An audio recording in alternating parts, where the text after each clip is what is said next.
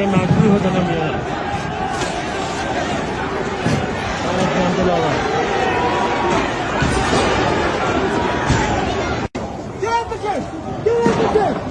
O cerco está se fechando e o pânico tomou conta do topo da hierarquia em Teherã. O líder supremo do Irã, Ali Khamenei, fugiu da capital e está oficialmente escondido em um bunker de segurança máxima após o vazamento de dados que o regime tentou desesperadamente ocultar do mundo.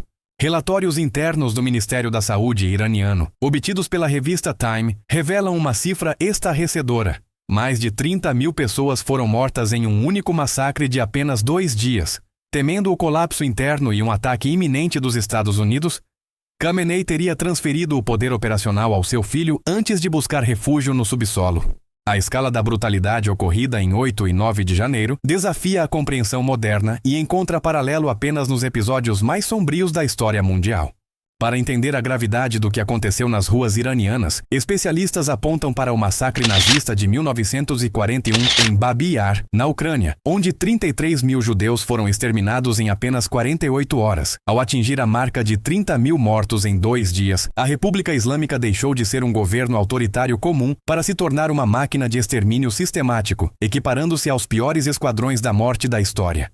Apesar da magnitude do crime, a resposta internacional tem sido lenta e asfixiante para as vítimas. Somente após 2 semanas de silêncio absoluto, as Nações Unidas realizaram uma reunião especial onde relatos de horror foram finalmente apresentados. Senhor Presidente, Alto Comissário, distintos delegados, o povo do Irã está vivendo um pesadelo. Permitam-me compartilhar a história de uma família que passou 3 dias procurando por seu filho. Ele havia saído de casa para protestar nas ruas de Teherã, mas nunca voltou. Em desespero, seus pais começaram a busca pelos hospitais, onde muitos dos feridos foram sequestrados e mortos. Não conseguindo encontrá-lo, eles seguiram para o infame necrotério de Karizak.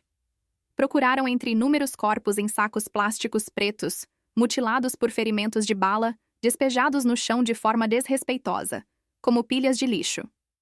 Famílias enlutadas que desejam recuperar os corpos de seus entes queridos são obrigadas a pagar somas exorbitantes pelo custo das balas usadas para matá-los.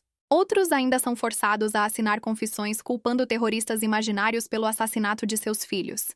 Esperança e horror se misturavam enquanto os pais abriam os sacos pretos, um por um. A busca deles não foi em vão. Encontraram seu filho ainda vivo. Ele havia milagrosamente sobrevivido a graves ferimentos de bala, permanecendo imóvel dentro do saco por 3 dias, fingindo estar morto para evitar a execução com um tiro final na cabeça. Imaginem o alívio que essa mãe e esse pai devem ter sentido.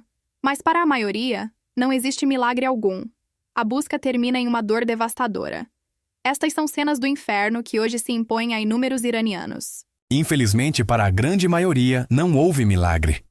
O que o mundo está descobrindo agora é que as ordens de Khamenei foram para uma aniquilação total. Hospitais foram proibidos de tratar feridos, ambulâncias foram bloqueadas e manifestantes foram deixados para sangrar até a morte em praça pública. Enquanto o sangue ainda corria nas ruas, o regime tentava sustentar uma farsa diplomática. Inicialmente, as autoridades admitiram acidentalmente a morte de 5 mil pessoas, mas logo recuaram para o número oficial de 3.117 mortos. Curiosamente, essa cifra específica de 3.117 é usada sistematicamente pelo regime para diversas crises, desde mortes por doenças até envenenamentos por álcool. Essa repetição estatística revela não apenas a fraude, mas a total desconexão da ditadura com a realidade, enquanto médicos locais estimam que o número de feridos já ultrapasse a marca de 330 mil em todo o país. A ordem para esmagar os protestos por qualquer meio necessário veio diretamente do gabinete de Khamenei, inspirada abertamente nas táticas usadas na repressão da Praça da Paz Celestial em 1989. O mentor da estratégia iraniana teria estudado o modelo chinês de aniquilação indiscriminada para garantir que ninguém fosse poupado. Idosos, crianças, mulheres grávidas e até socorristas foram alvejados. No entanto, essa violência extrema criou um abismo irreparável entre o povo e o clero. Até mesmo clérigos tradicionais começaram a denunciar o massacre como uma catástrofe que destruiu a legitimidade religiosa do regime. Nesse cenário de isolamento, o último grande aliado do Irã parece pronto para o sacrifício estratégico. Vladimir Putin, que enfrenta suas próprias pressões internacionais, está se distanciando publicamente do banho de sangue em Teherã. Relatórios indicam que, nos bastidores, a Rússia está pressionando o regime islâmico a negociar com o governo Trump. Para Putin, o objetivo é claro. Ele não pode se dar ao luxo de defender uma ditadura que massacrou 30 mil pessoas enquanto busca seu próprio acordo sobre a Ucrânia. A Rússia, mais uma vez, demonstra que abandonará qualquer aliado quando o custo político se tornar impagável. A fuga de Khamenei para o bunker e o abandono por parte de Moscou sinalizam o fim de uma era. A República Islâmica está em metástase, perdendo sua legitimidade religiosa, seu apoio internacional e o controle sobre a narrativa, à medida que jovens iranianos furam o bloqueio da internet para enviar vídeos do massacre ao exterior.